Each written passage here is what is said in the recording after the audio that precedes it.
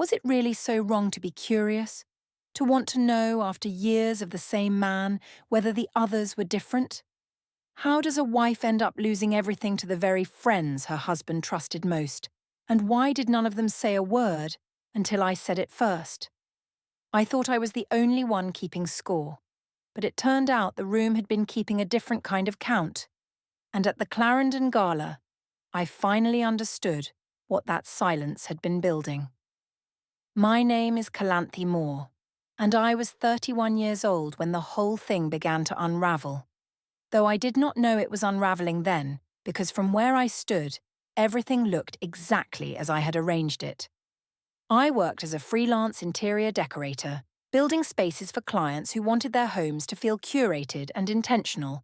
And I was good at it in the way that people are good at things that match how their mind already works. I believed in controlled environments. I believed in the idea that if you understood every element in a room, the room could not surprise you. I applied this to my marriage with the same confidence. Casper had been travelling for work since before we married. Regional sales, 4 territories, 2 or 3 weeks gone each month. And I had, over time, arranged our life around the shape of his absence. I told myself the arrangement was practical, modern, the kind that functional adults made.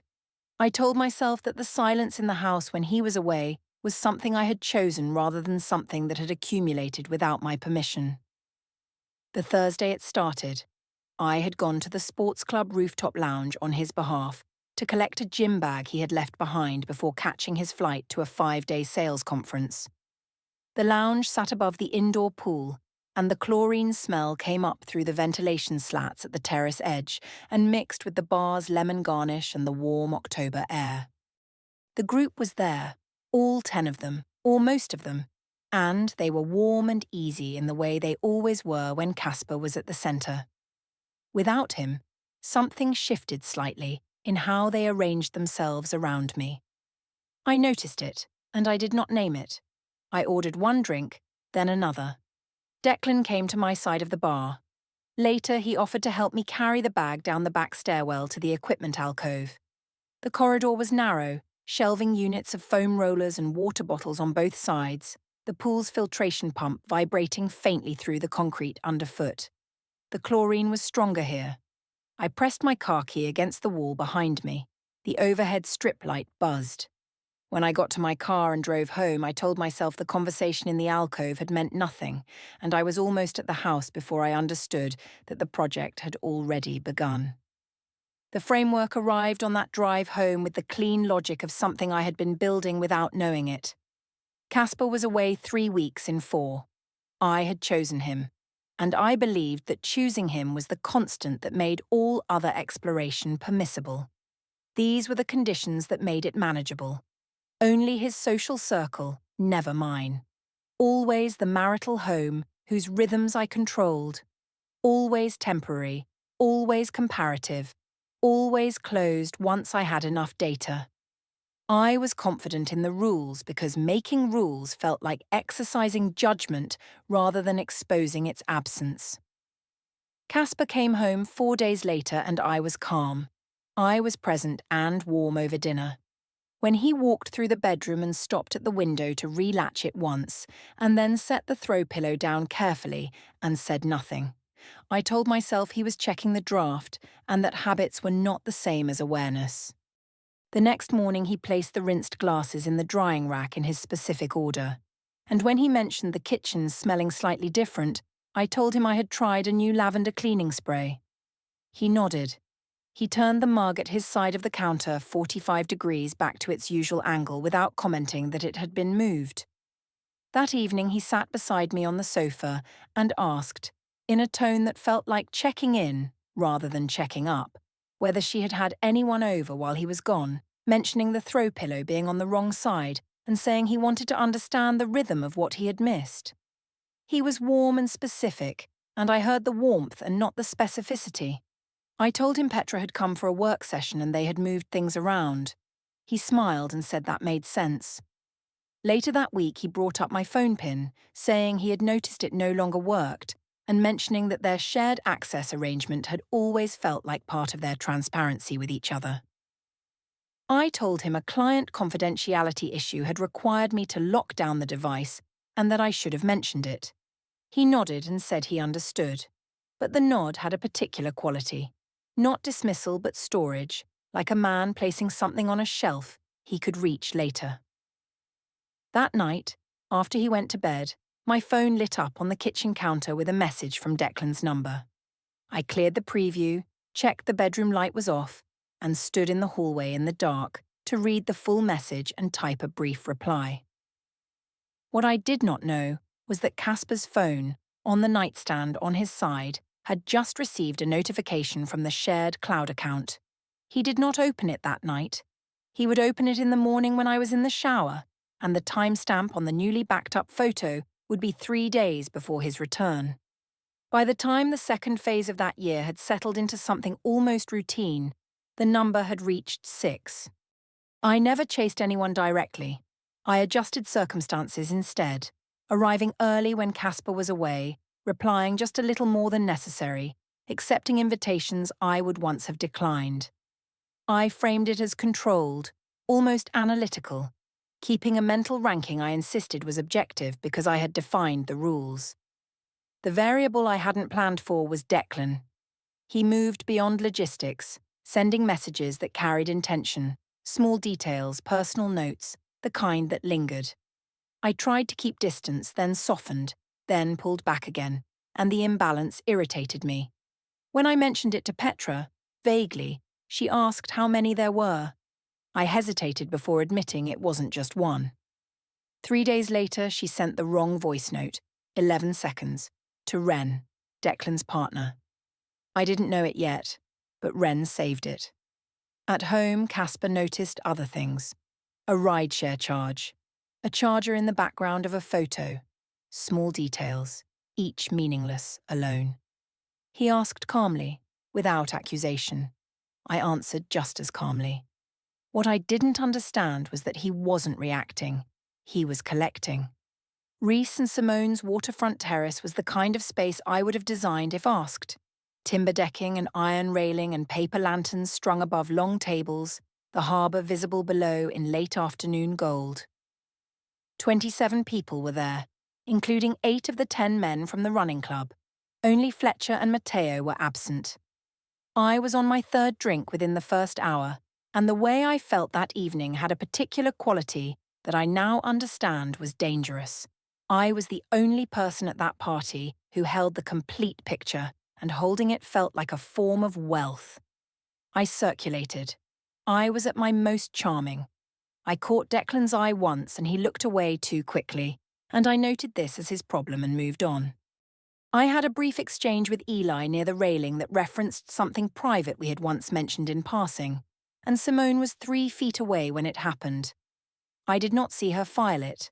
Someone started a rating game, restaurants, running routes, gym equipment, and it escalated the way these things do when alcohol softens the edge of what is appropriate. I was performing. Casper was watching me from across the table with the expression I had always read as admiring, and I wanted to give him something worth admiring.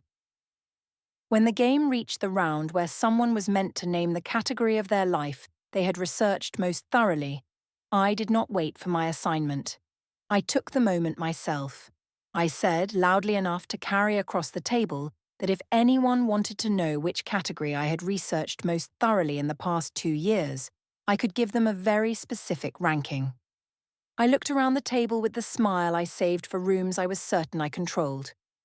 I used the word taste as the verb. I said it twice.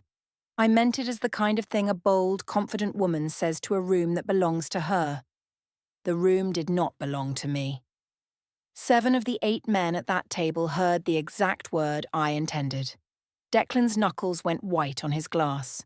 Reese set his fork down with a sound that was too deliberate to be accidental.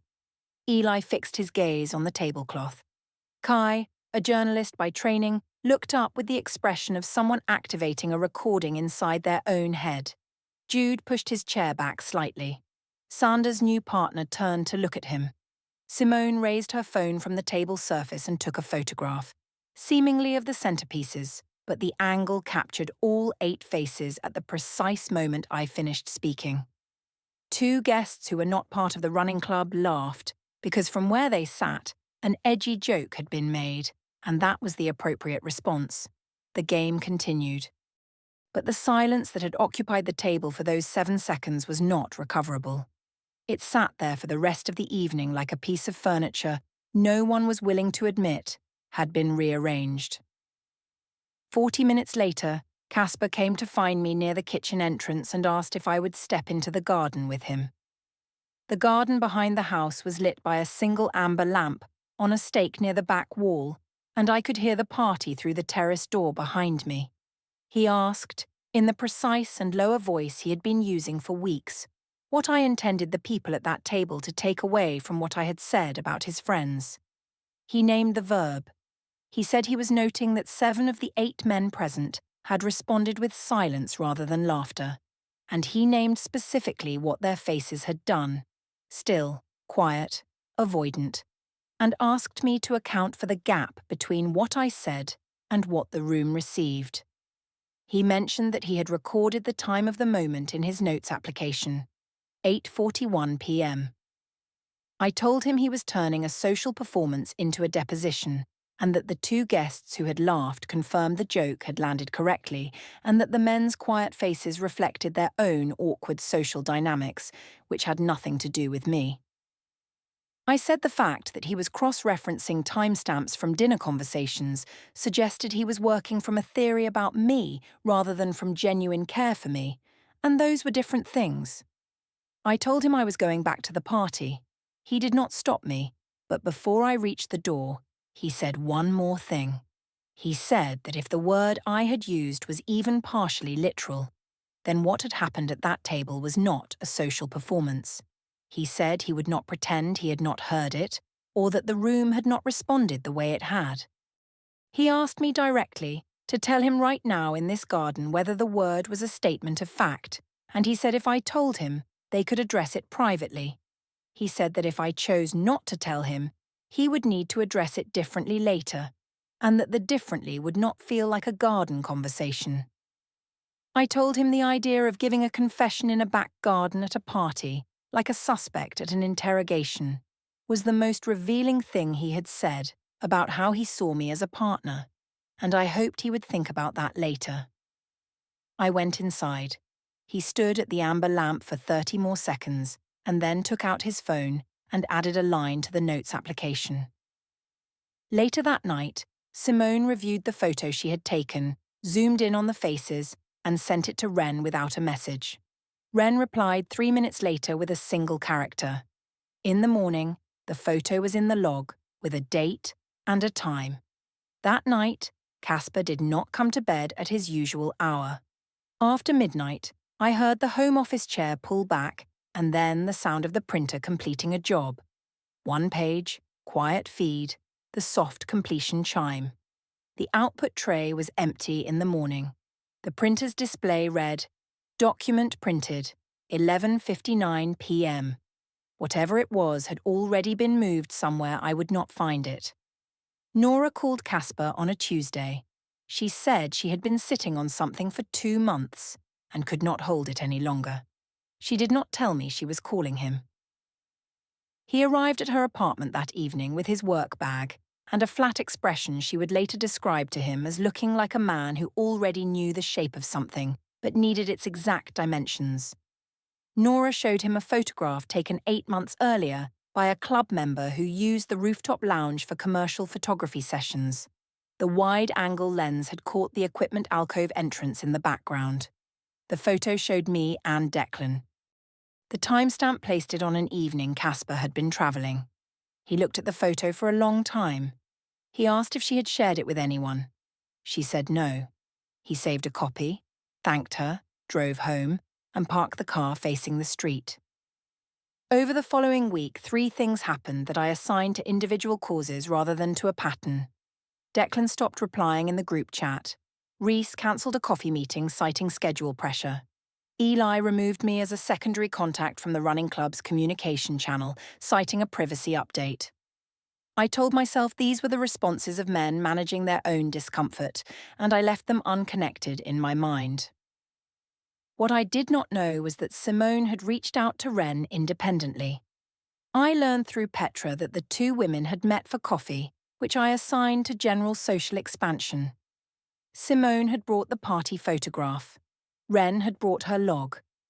On 6 occasions in the log, Ren's documented entries, the voice note clip, the mirror reflections social media photo, the dates Declan had come home late, aligned with dates Casper had been away.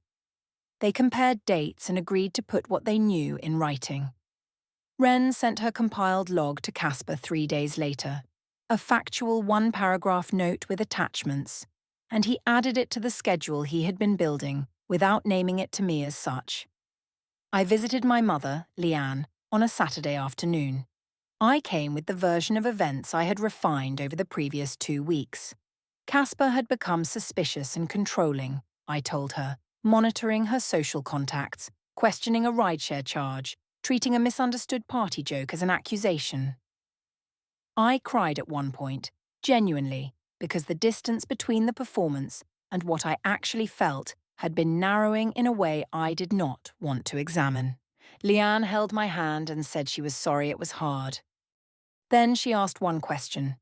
She said she had known Casper for 10 years and had never seen him create conflict without cause, and she asked whether there was something he was responding to that I had not mentioned. I told her no. I said it without hesitation.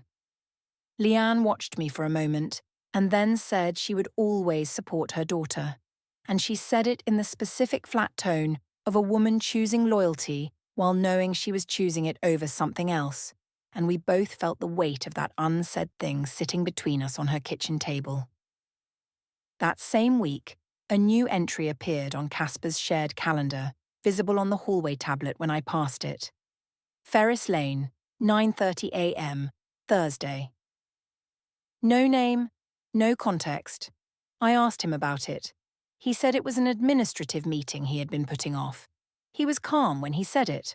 Calmer than he had been, a different kind of calm, less reactive and more settled in the way of someone who had made a decision elsewhere and was no longer asking for permission. He stopped raising the party. He stopped asking about the friends. He listened when I talked and responded appropriately, but the connective tissue that had once made his concern feel like intimacy was absent. He had moved his phone charger from the bedroom to the kitchen counter. He reviewed the joint account on Sunday mornings, standing at the counter rather than sitting with me at the table. That evening, he sat across from me and asked, in the specific voice he now reserved for things he had already decided, what she would like their home to look like in the next 6 months. He mentioned the party and the phone pin and the rideshare charge and said they made a pattern he could not close without her. He named it plainly. He travelled, she was not alone, and when he asked, she redirected to accusations rather than answers. He said he was not naming a verdict but a shape, and he asked me to give him a version that contradicted what he was building. Then he asked the specific question. The cloud backup photo from the master bedroom showed a charger cable of a specific type on the bedside table on a specific date he was travelling, and when he had raised it before, I had named Petra. He said he could verify Petra's cable model, and it was not the model in the photo. He named the cable type. He named the date. He asked me to name whose charger it was. I told him I should not have to inventory the charging habits of every visitor to our home, and that saving specific cloud backup items for future interrogations revealed the marriage's actual problem more clearly than anything else he had said. I left the kitchen. He stayed at the table. 20 minutes later, I came back. I had prepared something. I sat across from him and offered, in a measured and adult voice, to step back from the running club's social circle entirely. No direct contact, except at group events where he was also present, if he would agree that the party incident was closed and would never be referenced again. I used the word together 3 times and reached briefly for his hand. He listened to the full offer and then asked one question. Did my condition require him to delete the notes, the photo timestamp, and the shared cloud image from his own accounts, because those were his observations and his right to maintain. And what I was proposing required him to unknow things he had witnessed himself. He said a condition that asked him to treat his own documented observations as erased was not a compromise, but a debt. He said the offer told him something. I had named the specific item I wanted protected, and that item was not the marriage. He thanked me for clarifying the priority. He picked up his phone and went to the hallway. 3 days later, he opened the shared tablet to update the grocery list. The browser tab from his last session was still open. A family law information service scrolled partway down a page about temporary financial protection orders. He did not minimize it before I walked past. He saw that I had seen it, and he closed it and asked if we needed more coffee. I said yes. I went to the bedroom and sat on the edge of the mattress. Through the window, his car was visible in the street below, parked facing outward. 6 of the 10 men had gone quiet. The group chat showed fewer messages. I told myself this was their cowardice. Casper had not yet named anything formally, and their silence was creating a vacuum that interpretation would fill. I decided to fill it myself. On a Tuesday afternoon in my studio workspace at the standing desk near the window, I composed a message for the running club group chat. It was calm and direct. It said she wanted to make sure everyone was consistent if Casper asked anyone about the party, that the party had been a joke, and that there was nothing for anyone to confirm beyond that single framing. I sent it. 3 of the 10 men had already left the group. The message delivered to 7. Kai read it within 4 minutes, screenshotted it, sent the image to Ren with 3 words, and then called Casper. Jude left the group 40 seconds after reading. Eli sent Kai a single word in a private thread and saved the exchange. The coordination message, timestamped with the 3 absent members noted, now existed on 4 different devices that were not mine. That same afternoon, I took a rideshare to Declan's building. He was the most involved and the most likely to cooperate with a unified story, and I believed that reaching him in person would accomplish what the message could not. I arrived at 2:15 p.m. and asked the doorman to let me up. The doorman said the resident was not in and asked if I wanted to leave a message. I said no. I stood in the lobby for 3 minutes. The doorman noted my name, the time of arrival, and my request in the paper visitor log, a building security policy implemented 6 months earlier, and the entry was time-stamped. Declan, when told of the visit, did not call me back. He called Ren. She added the lobby visit to the log. A calendar entry appeared on the shared tablet. Alderton Row, 11:15 a.m. Casper returned from that appointment in the early afternoon and I was not home. When I arrived at 4, the spare set of house keys was no longer on the key hook by the door. I checked the hook twice. I checked his coat. The keys were in the interior pocket, which was where he kept things he did not want to leave behind. I put the coat back. I said nothing. I posted a professional interior photo on my public account. A client's open-plan living space, warm tones, impeccable staging, because the coordination attempt had not produced the cooperation I expected, and I needed to feel in command of something. The caption was brief and pointed, something about the space saying everything the room needed to hear. Kai saw the post 12 minutes after the coordination message had been sent and added a screenshot to the chain he had already started. The post joined the documentation. That evening, before dinner, Casper sat across the sofa from me and asked one undecorated question. Did I want the marriage? And did I want it in a form that was honest? He said he was not asking for a performance. He said he had something from a trusted source that had already answered part of his question. But he wanted my version before the process he was preparing moved further forward. He asked directly whether I had been faithful to him during his business travel over the past 2 years. Then he asked what I had been doing on the first Thursday of the previous November, because his notes placed me home alone that evening, based on my own message to the club chat that night. He quoted the message back to me. I had written that I was home and bored and told the group to come keep me company. He asked what Keep Me Company had produced, and who came, and whether I wanted to tell him now. I told him his habit of maintaining notes about my social interactions was the behaviour of someone who did not trust his partner, and that whatever source he was consulting had a motivated interest in damaging our marriage, and I was not going to answer a question that assumed guilt before I had spoken.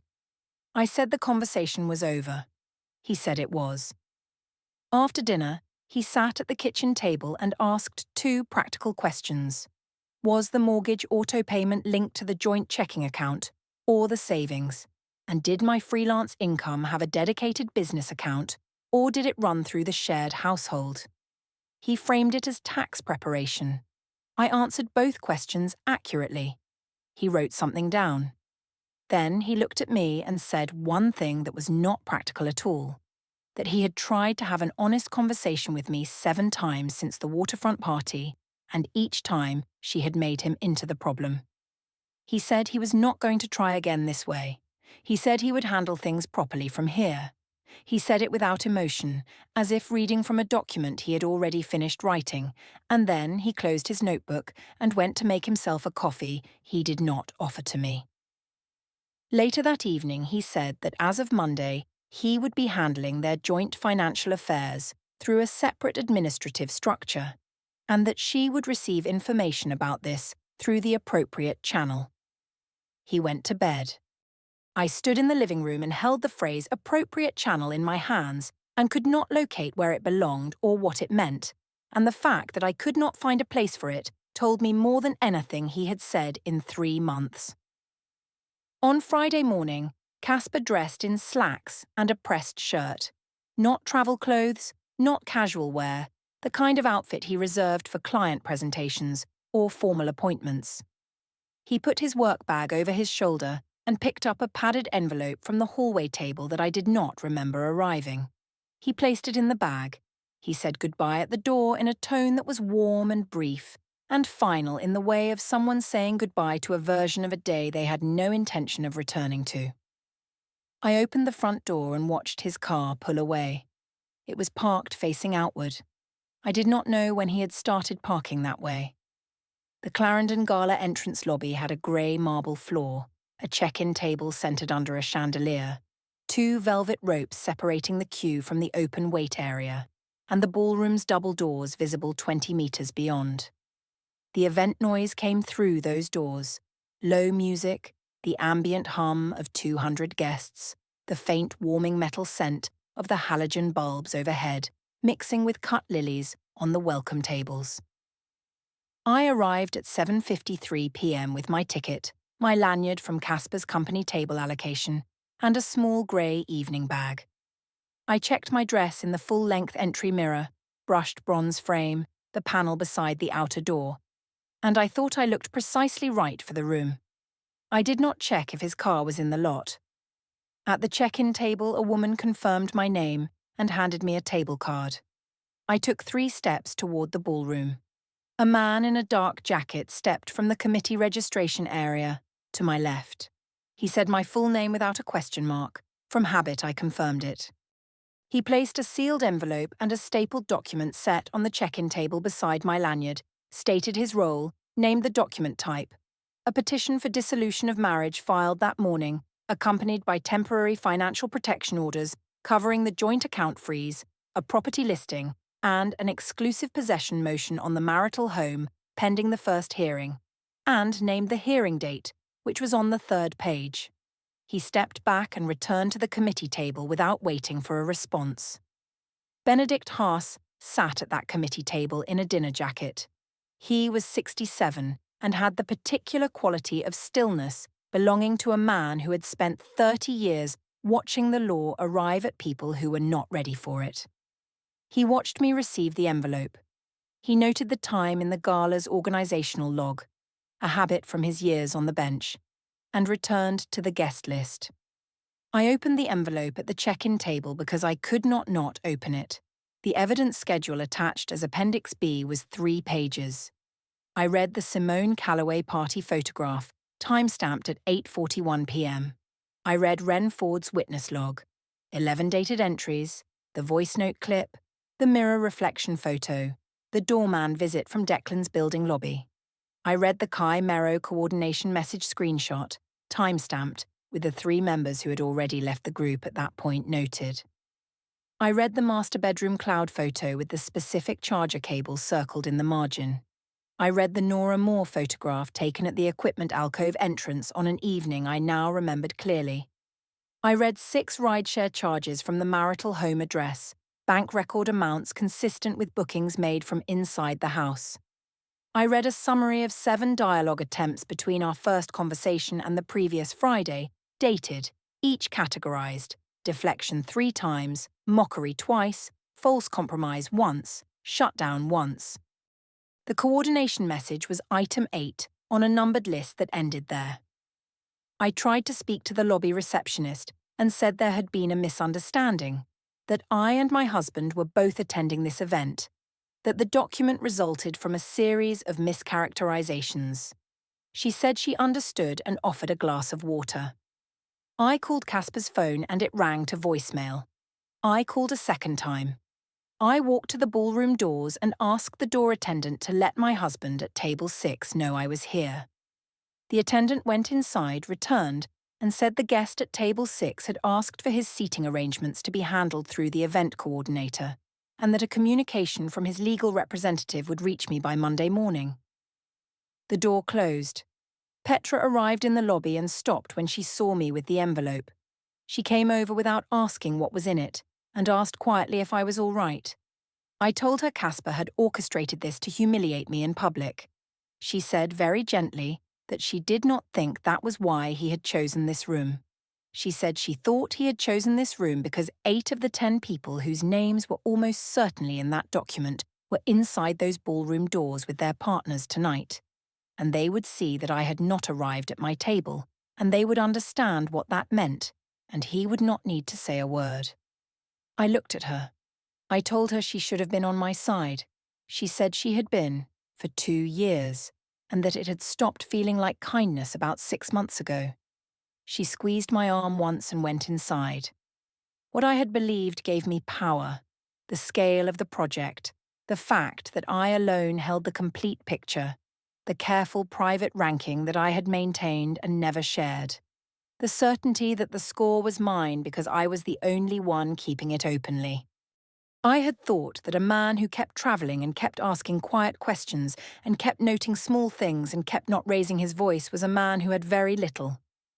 The schedule in my hands showed the score had been kept by Ren for 6 months, by Simone in 1 party photograph, by Kai in 11 seconds of screenshot action, by a doorman in a paper log, by a retired judge at a committee table making a timing notation, by 10 men who had gone quiet in a way that turned out to be its own kind of document. The room I had spent 2 years believing I controlled had been rearranged around me so gradually that by the time I felt the change, I was already standing in someone else's arrangement. I stood in the lobby for 11 minutes and did not move toward either door. Closure snapshot. 7 days after the gala, the joint account card was declined at a cafe, and I paid with my personal account. The balance was smaller than the monthly household budget. The marital home's locks were changed under the exclusive possession motion. I collected 2 bags before the locksmith came and left my studio key on the kitchen counter. The studio was not subject to the motion. I went there and worked on a client brief for 3 hours, and it was the most functional I had felt since the lobby. Declan sent 1 message, 8 words, then went private. I did not reply. The running club group chat input bar was grey. Petra called Thursday. The call was brief and warm and ended without either of us suggesting we resume the previous version of the friendship. The gala table photo appeared on the club's social channel. 8 of the 10 men and their partners, formal wear, the ballroom behind them, 6 chairs at the table, 1 empty at the edge of the frame. The first hearing date was in 17 days. The attorney's letter had arrived Monday, 4 pages, every line specific. On my studio desk, I had a file folder labelled with the date, and on the outside, in my own handwriting, I had written the only true thing I had written in 2 years. The project is closed.